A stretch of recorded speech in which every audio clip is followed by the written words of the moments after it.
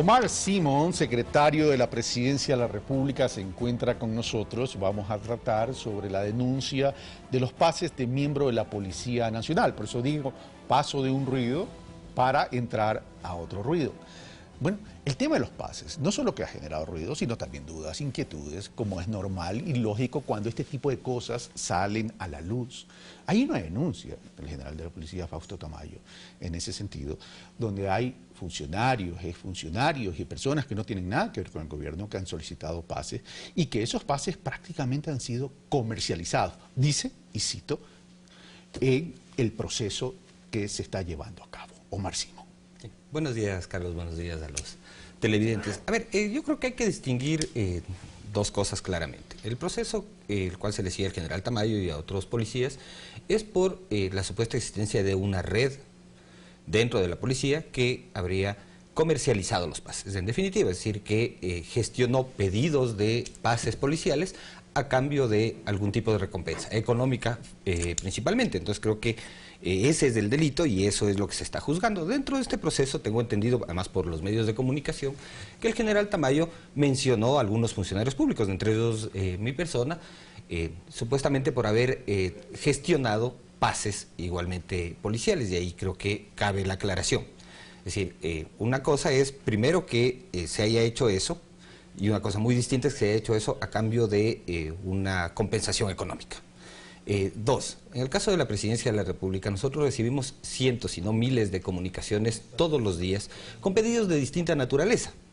Es decir, los pases, en el caso de la policía, el tema de el ingreso a las escuelas de formación y otros temas adicionales de N características enviadas al presidente de la República con solicitudes de los ciudadanos para que el presidente interceda, actúe en función de lo que ellos consideran o es un tema, un derecho que ellos tienen o un perjuicio que una institución les pueda haber realizado. En el caso de los pases específicamente. A ver, en el caso de los pases específicamente, obviamente al igual que en otros temas, llegan comunicaciones, solicitudes de los ciudadanos donde dicen, mire, ¿sabe qué? Mi situación es tal, mi familia, me están separando de mi esposa que acaba de dar a luz. Estoy poniendo ejemplos muy generales que son normalmente el contenido de las comunicaciones.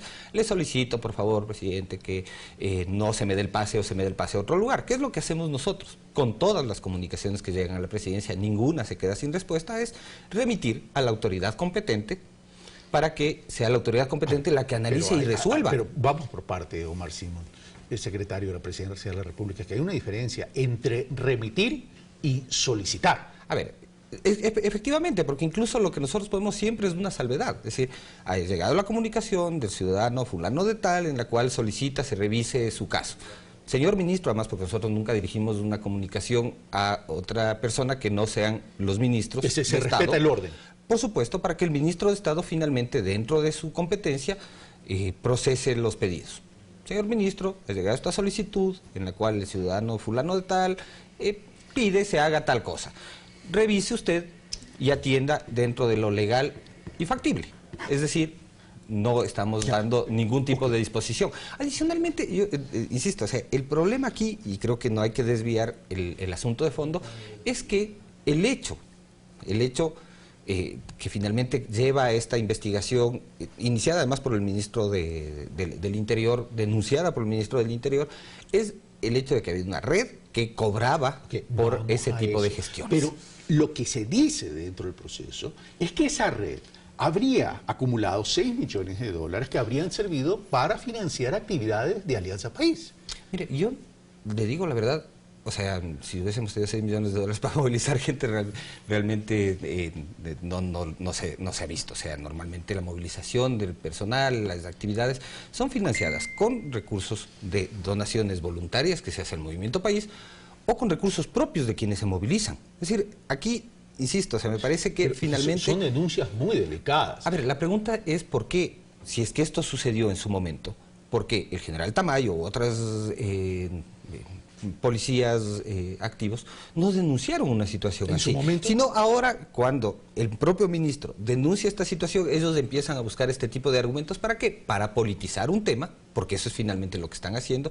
Yo no sé si usted logró observar, yo vi en uno de los canales de televisión la carta que Pierina Correa remitía al comandante Tamayo. ¿Qué decía? ha llegado a mi conocimiento una comunicación de fulanita de tal, era una mujer en este caso, en la cual solicita se revise la situación de su pase. General Tamayo, solicita usted que revise este caso y le dé el trámite que corresponde. El tema es que la Fede Guayas no tiene por qué mandar tampoco esa comunicación. Bueno, pero el ciudadano acudió... O sea, independientemente del texto muy prudente que usted me acaba de compartir, pero Fede Guayas no debió haber... A ver, Carlos, ¿qué sucede si es que llega acá una petición de este tipo? ¿Usted qué hace? Pero, si me llega a mí... Recibe una recepcionista del canal. Simplemente le mando la comunicación, pero no solicito nada. Sí, se le remite la comunicación. Es decir, remito la comunicación, es un tema de forma. Al final, esto de hecho, no me llegan decir... muchas comunicaciones solicitando algunas cosas y lo que hago simplemente es remito la comunicación, pero no pongo texto. Es lo que nosotros también hacemos muchas veces cuando llegan comunicaciones que no corresponden a la función ejecutiva, que corresponden a otras funciones del Estado y que remitimos para su conocimiento por ser de su competencia. Pero señor secretario, aquí independientemente, porque esto está en el debido proceso y en el debido proceso tendrá que evacuarse el tema de cuál es la verdad. Es decir, por algo hay algo que se llama la carga de la prueba. Pero vamos a lo siguiente. Y esto es lo que más me preocupa, independientemente de lo que resuelva la justicia en ese sentido, es, si estamos hablando de 6 millones de dólares, estamos hablando que el ministro denuncia a una red y que se pagaba entre 2.000 y 5.000 dólares, ¿de dónde los policías sacan 2.000 o 5.000 dólares para poder tramitar un pase?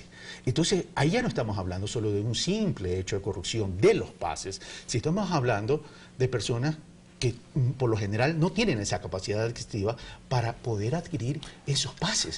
Entonces ya la profundidad del análisis me lleva a otras suspicacias.